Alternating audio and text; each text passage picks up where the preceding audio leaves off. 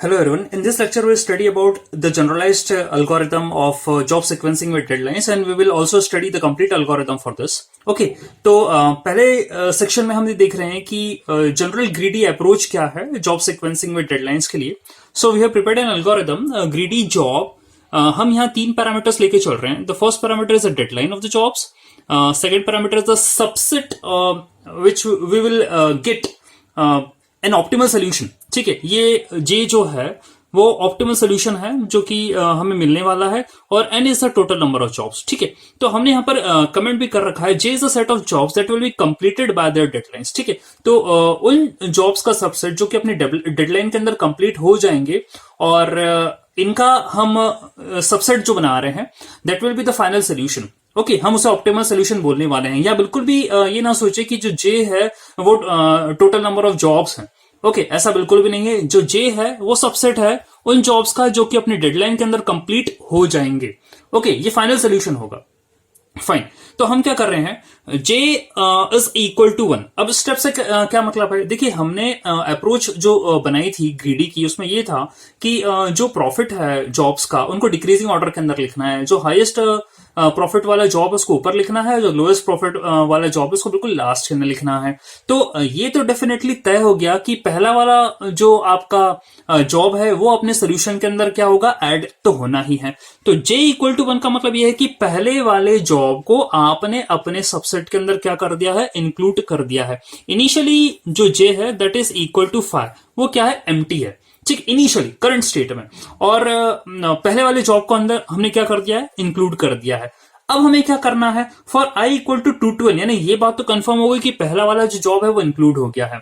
अब remaining jobs के लिए हमें क्या अप्रोच लगानी है, that will be for i equal to 2 to n you have to do if all the jobs in J union I can be completed by the deadlines, then J is equal to J union I. यानी कि हमको क्या करना है, आगे वाले जितने भी जॉब्स हैं उन्हें चेकआउट करना है कि यदि वो अपनी डेडलाइंस के अंदर कंपेयर होते जा रहे हैं तो हम क्या कर देंगे, उन सबको इस सबसेट के अंदर क्या करते जाएंगे, ऐड करते चले जाएंगे. और जो भी जॉब्स डेडलाइंस के अंदर कंप्लीट हो जाएंगे, जो फाइनल हमें सबसेट मिलेगा वो जो होगा हमारा रिजल्ट होगा. So this is general algorithm for the greedy job. अब हम क्या करते हैं, इसकी पूरी एल्गोरिथम देखते हैं कि ये जो टास्क है उसे परफॉर्म करना कैसे है. Alright, so this is the algorithm job sequencing DJN.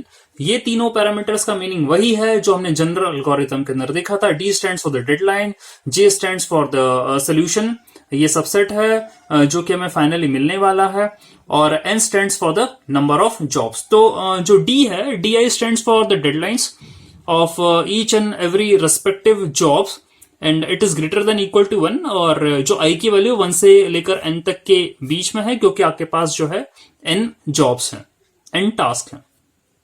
और इन जॉब्स का आपने जो ऑर्डरिंग कर रखी है वो उनकी रेस्पेक्टिवली जो आपका प्रॉफिट है उसके डिक्रीजिंग ऑर्डर में कर रखी है. दैट मीन्स जिसका प्रॉफिट ज्यादा है वो टॉप पर, और इस तरीके से ये नीचे मूव होते चले जा रहा है.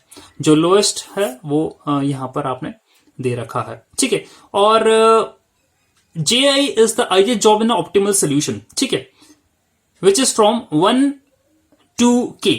अब मैं आपको ये समझाऊं ये क्या लिख रखा है. ऑल्सो एक चीज और है, also at the termination the deadline of the job i is less than equal to the deadline of Ji plus 1 for I is less than for 1 less greater I is greater than equal to 1 is less than k inter. ठीक है, तो इसका meaning क्या हुआ, क्या बताना चाह रहे हैं. देखिए हमने प्रीवियस लेक्चर के अंदर भी जो प्रॉब्लम सॉल्व करी है उसमें हमने ये देखा है कि जो नेक्स्ट डेडलाइन आ रही है जॉब की वो ज्यादा है प्रीवियस जॉब की डेडलाइन से. ठीक है, और आपको प्रीवियस लेक्चर में हमने ये बताया था कि आपके पास n इक्वल टू 5 जो थे वो जॉब्स थे. फाइनली जो हमें जॉब्स मिले थे रिजल्ट में ऑप्टिमल सोल्यूशन में वो थे k इक्वल टू 3, यानी 3 जॉब्स ही अपनी डेडलाइन के अंदर कंप्लीट हो पाए थे. ठीक है, तो हम ये कहें n क्या है, n इज फ्रॉम 1 2 3 4 5, और k क्या है, k वो है जो कि n में से आपको सबसेट मिल जाए जो भी अपनी डेडलाइन के अंदर कंप्लीट हो जाए. ओके, तो जेआई क्या है? वो जॉब है जो कि ऑप्टिमल सोल्यूशन के अंदर आपको मिलेगा 1 to k में, ठीक है। और टर्मिनेशन में क्या होने वाला है, जब आपका ये सोल्यूशन टर्मिनेट होगा तो उसमें ऐसा है कि जो लास्ट वाली डेडलाइन आएगी वो जॉब की, वो प्रीवियस वाले जॉब की डेडलाइन जो कि सोल्यूशन के अंदर इंक्लूडेड है उससे या तो ज्यादा होगी या बराबर होगी, ठीक है, ठीक है, उससे कम नहीं हो सकती। फाइन, तो ये आपको जो है कुछ कमेंट्स हैं जो आपको समझना है, इंक्लूड करना है अपने सोल्यूशन के अंदर। फाइन, हम आगे बढ़ते हैं। So here we start. हम क्या कर रहे हैं, D0 J0 equal to 0। That means जैसा कि मैंने आपसे बोला था कि आप सेट बना रहे हैं J इक्वल टू 5 का, ठीक है। अभी करंट में ना तो इसमें कोई जॉब है, अब जो जॉब नहीं है तो उसकी कोई डेडलाइन भी नहीं है, तो हम यहाँ क्या कर रहे हैं, डमी जॉब लेकर चल रहे हैं, उसकी डमी जो है डेडलाइन लेकर चल रहे हैं, दैट इज इक्वल टू 0। हम इस तरीके से इसको क्या कर रहे हैं, इनिशियलाइज कर रहे हैं। J1 इक्वल टू 1 का मतलब क्या है कि भाई हमने पहले वाले जॉब को अपने सोल्यूशन के अंदर इंक्लूड कर लिया। क्यों कर लिया? क्योंकि हम जानते हैं कि उसकी जो आपका प्रॉफिट है सबसे ज्यादा है, वो ऊपर ही है टॉप पर अरेंजमेंट्स में, तो उसको हमें इंक्लूड करना है। K equal to 1, K equal to 1 का मतलब यह है कि आपके सबसेट के अंदर एक जो है जॉब इंक्लूड हो चुका है। तो K क्या बता रहा है? K ये बता रहा है कि जितने जॉब्स आपके सबसेट या ऑप्टिमल सोल्यूशन के अंदर आएंगे वो नंबर है, ठीक है। तो K इक्वल टू 1 का मतलब ये है कि एक जॉब असाइंड हो चुका है, आपके सबसेट के अंदर आ चुका है, और वो कौन सा वाला जॉब है? वो वाला जॉब है जिसकी जो आपने प्रॉफिट लिया है वो मैक्सिमम है, वो पहला वाला जॉब है। ऑलराइट, तो K इक्वल टू 1 है, हो गया, ठीक है। अब हमें क्योंकि जनरल एल्गोरिथम में हमने यही देखा था कि एक जॉब को हमने इंक्लूड कर लिया था पहले वाला, और रिमेनिंग जो टास्क है हमने 2 to n रिमेनिंग जॉब्स के ऊपर अप्लाई करा था। तो for I equal to 2 to n do, इसका मतलब ये है we will consider the jobs in non increasing order of the profits, ठीक है, अरेंज ही वो इस तरीके से है। And we have to find the position of I and check the feasibility of insertion. That means ये जो अब कोड हम लिखने वाले हैं ये फिजिबिलिटी चेक करेगा कि वो जो जॉब है आगे आने वाले वो आपके solution, optimal solution, feasible solution के अंदर इंक्लूड होंगे कि नहीं होंगे। ऑलराइट, तो हम आगे बढ़ते हैं इस कोड के अंदर। We will take another parameter that is R. Okay, हम इस कोड को आगे बढ़ा रहे हैं और एक पैरामीटर ले रहे हैं R equal to K। Fine, तो ये R एक पैरामीटर है, ये क्या डिसाइड कर रहा है? ये फिजिबिलिटी डिसाइड करेगा कि जो अपकमिंग जॉब्स हैं वो आपके सोल्यूशन के अंदर ऐड होंगे कि नहीं होंगे। R जो है एक पॉइंटर की तरह काम करेगा और ये मूवमेंट करेगा आइदर अप और आइदर डाउन, डिपेंड करेगा कि कंडीशंस क्या हो रही हैं, ठीक है। तो R इक्वल टू K अभी हमने क्या करा है, इसको असाइन करा है। Now we will check DJR greater than DI and DJR is not equal to R। अब ये है क्या? देखिए, मैं इसको डायग्रामेटिकली आपको एक्सप्लेन करता हूं, ठीक है। हम क्या कर रहे हैं, यहां आपके पास n इक्वल टू 5 जॉब्स हैं और तो हमने 2 अरे बना ली, तो स्टैक के फॉर्मेट में बना लिया है। ये रहे आपके जॉब्स और ये रही उनकी रेस्पेक्टिव डेडलाइंस। आपने डमी जॉब से शुरुआत करी है, ओके, उसकी डेडलाइन 0 है और रेस्पेक्टिवली हमने 1 2 3 4 5 5 जॉब्स ले लिए हैं और उनकी 1 2 3 4 5 उन 5 जॉब्स की रेस्पेक्टिवली डेडलाइंस ले ली है हमने। तो इस तरीके से हमने शुरुआत करी है, ठीक है।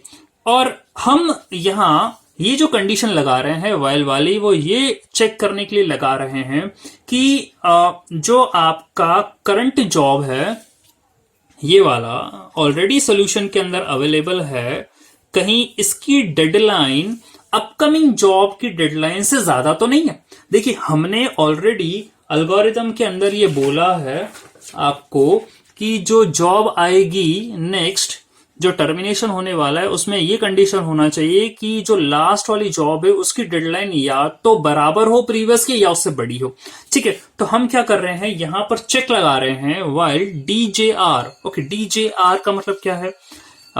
D deadline of JR, R equal to K है, K इक्वल टू 1 है, यानी कि ये वाला, इसकी जो डेडलाइन है वो ग्रेटर देन DI यानी I इक्वल टू क्या है? 2 है, 2 से शुरुआत कर रहे हैं, बेस कंडीशन है, इनिशियल कंडीशन है, ठीक है। I इक्वल टू 2 है, ठीक है। तो जो डेडलाइन है वो कौन सी है? यदि आप 2 से चालू करें, जॉब 2 की बात करें, इसकी डेडलाइन कितनी है? 2 है। और ये वाला जो है आपका करंट अलोकेटेड जॉब जो है उसकी डेडलाइन क्या है? 2 है। ठीक है, वो मैं आपको एक्सप्लेन करूंगा फर्दर जब हम एक प्रॉब्लम सॉल्व करेंगे। तो हम क्या कर रहे हैं, इस तरीके से कंपेयर कर रहे हैं जो ऑलरेडी अलोकेटेड जॉब है उसकी अपकमिंग जॉब्स की डेडलाइन। तो डेडलाइंस यहां कंपेयर हो रही है। ठीक है, और यदि ये कंडीशन ट्रू हो जाती है वाइल वाली, तो हम क्या करेंगे, शिफ्टिंग जो है वो करेंगे और आर जो आपका काउंटर है उसे डिक्रीमेंट करेंगे। ठीक है, आर की value R equal to R minus 1 करेंगे और शिफ्टिंग जो होगी वो अपवर्ड्स होगी, ऊपर होगी। ठीक है, दैट मीन्स ये जो आपने स्टैक बना रखा है, शिफ्टिंग जो होगी वो ऊपर की साइड होने वाली है इस केस के अंदर। ठीक है, फाइन। अब आगे क्या करना है आपको? Now there is an if condition. If condition जो है वो इसी की तरह है और यहां पर again the deadline of J R is less than equal to D I.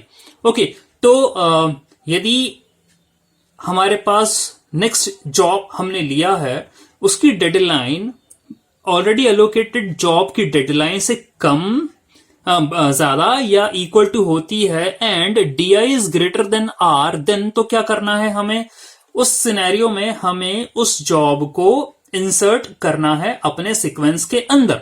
Alright, अब इंसर्शन कैसे होगा? इंसर्शन देखिए क्या क्या सिनेरियो बन सकता है। ऐसा हो सकता है कि जो जॉब आपके पास आया है इंसर्शन के लिए उसकी जो रेस्पेक्टिव डेडलाइंस है वो क्या हो सकती है? कम हो सकती है ऑलरेडी अलोकेटेड जॉब्स की डेडलाइन से। तो हमें क्या करना पड़ेगी? शिफ्टिंग करना पड़ेगी। दैट मीन्स जो हायर डेडलाइन वाले जॉब्स उन्हें नीचे शिफ्ट करना पड़ेगा और जो करंट डेडलाइन वाला जॉब आया है उसे उस रेस्पेक्टिव लोकेशन पर क्या करना पड़ेगा? प्लेस करना पड़ेगा। ऑलराइट, अब मैं इसको आपको यहां पर इस तरीके से डायग्राम में समझाता हूं। मान लीजिए कभी किसी मोमेंट पर हम यहां पर हैं, इस पर्टिकुलर जॉब की लोकेशन पर आए हैं और हम चेक कर रहे हैं कि भाई इसे हमें क्या करना है? इंसर्ट करना है।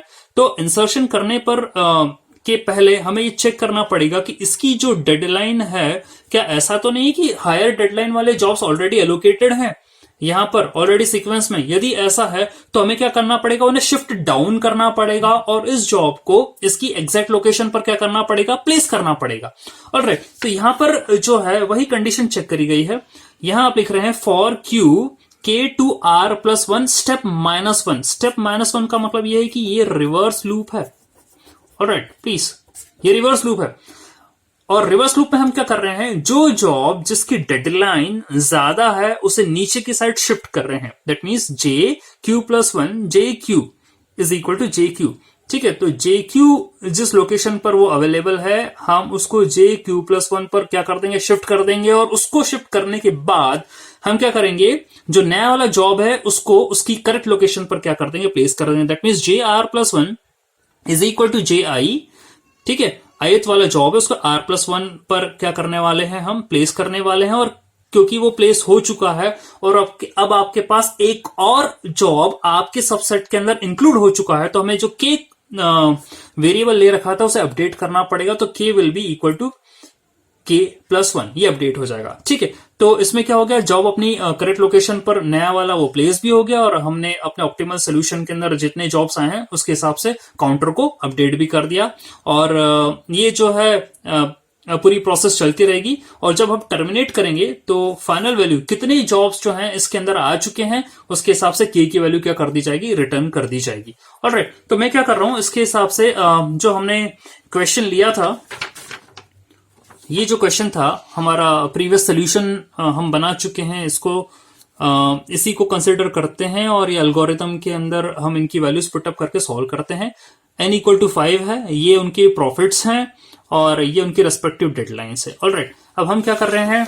ये जो एल्गोरिथम बनाई है इसके हिसाब से सॉल्व कर रहे हैं।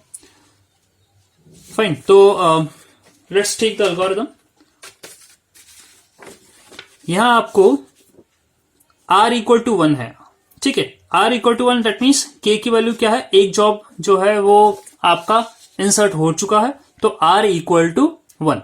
अब r इक्वल टू 1 है, फिर आपसे क्या बोला गया है? आपको यहां पर क्या करना है? कंडीशंस चेक करनी है। कंडीशन कैसे चेक करनी है? Deadline of J are greater than D I. Okay, अब ये देखिए मैंने क्या कर रखा है, ये जॉब्स का स्टैक है, ये उनकी रेस्पेक्टिव डेडलाइंस का है। अब आपसे बोला गया है अकॉर्डिंग टू द एल्गोरिथम, क्या बोला गया है, D of J of R, deadline of J of R, यानी इसकी डेडलाइन कितनी है, 2 है। Is it greater than deadline of I, यानी आई की वैल्यू क्या है, 2 है। तो जो सेकंड जॉब है उसकी डेडलाइन कितनी है, 2 है। क्या इससे बड़ा है, क्या 2 से बड़ा है। And deadline of J R is not equal to R, तो deadline of J R that is 2, it is not equal to R की वैल्यू 1 है। तो कंडीशन तो यहीं पर ही फेल हो गई थी, ये कंडीशन यहीं पर फेल हो गई, तो अपन को अपर शिफ्ट करना ही नहीं है। ठीक है, हम आगे बढ़ते हैं। अब इफ वाली कंडीशन चेक करते हैं। If deadline of J R is less than equal to D of I, yes, ठीक है, 2 is less than equal to 2 and D I is greater than R, 2 is greater than R, yes. अब हम क्या करते हैं, अंदर आ जाते हैं इफ कंडीशन के।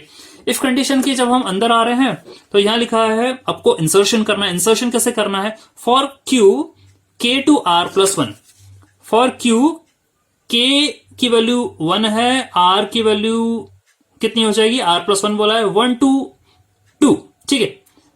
के टू आर प्लस 1 था तो आर 1 और के 1, तो अब हम लिख रहे हैं के टू आर प्लस 1, तो ये हो जाएगा 2, तो 1 to 2, स्टेप -1, हमें बैकवर्ड्स जाना है। तो ध्यान दीजिए 1 से 2 बैकवर्ड नहीं जा सकते, 2 से 1 जा सकते हैं, 1 से 2 बैकवर्ड नहीं जा सकते। दैट मीन्स अब हमें लोअर शिफ्ट करने की जरूरत नहीं है, तो ये वाली स्टेटमेंट भी क्या हो गई है, कैंसिल हो गई है। फाइन, तो अब हम क्या कर रहे हैं, सीधा क्या करने वाले हैं, यहां पर हम प्लेस करने वाले हैं जे आर प्लस 1, दैट मीन्स जो हमें जॉब हमने सिलेक्ट करा है उसको सीक्वेंस के अंदर ऐड कर देंगे।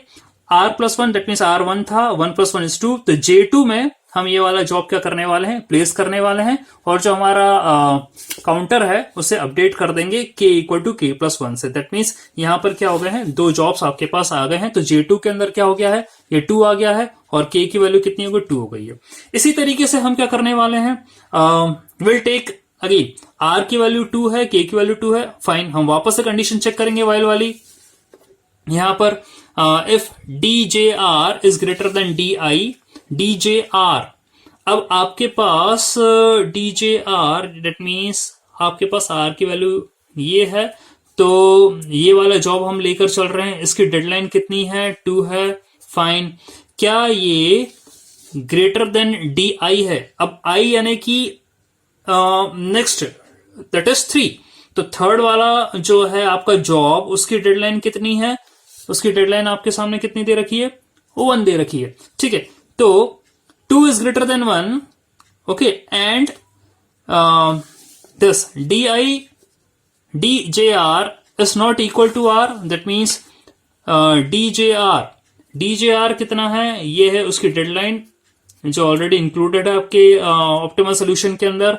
क्या वो r के बराबर नहीं है, 2 is not equal to 2, तो हमने देखा कि ये वाली कंडीशन फेल हो गई है, तो पूरी वाली कंडीशन क्या हो गई, फेल हो गई। ठीक है, हम नहीं चाहते।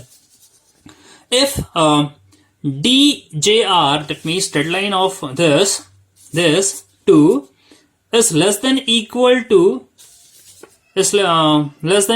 d of i, मतलब जो नेक्स्ट अपकमिंग जॉब है उससे क्या कम इसकी डेडलाइन नहीं है, तो वह कंडीशन क्या हो गई, यहीं पर ही फेल हो गई है। आगे भी हमने इसको मतलब पूरी की पूरी स्टेटमेंट लिखी है, वो फॉल्स हो गया। दैट मीन्स हम क्या करने वाले हैं, ये जो अपकमिंग जॉब है इसको ऐड नहीं कर सकते। जब कंडीशन से फेल हो गई तो बाहर हो गया, दैट मीन्स वो कंडीशन के हिसाब से नहीं सूट बैठा।